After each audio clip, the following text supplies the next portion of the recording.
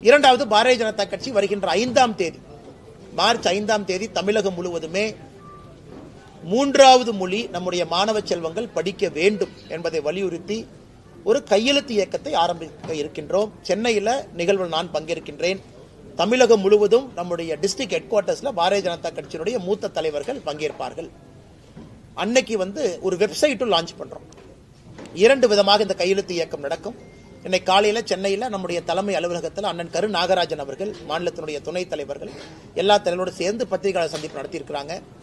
Electronic signature website மூலமா நம்முடைய அன்பு சொந்தங்கள் ஆதரவு கொடுக்கறவங்க போடலாம். அதே போல ஃபீல்டில் ஃபார்ம்லையும் கையெழுத்து போட்டு கொடுக்கலாம். இது மார்ச் 5ஆம் தேதி ஆரம்பிக்கப்படக்கூடிய இயக்கம் மார்ச், ஏப்ரல், மே கடைசி வரை முழுமையாக இந்த இயக்கம் நடக்கும். எங்களுடைய இலக்கு 1 கோடி கையெழுத்தை தமிழகத்தில் வாங்கணும். அதை மாண்புமிகு ஜனாதிபதி அவங்க கிட்ட கொடுக்கணும் என்பது எங்களுடைய விருப்பம்.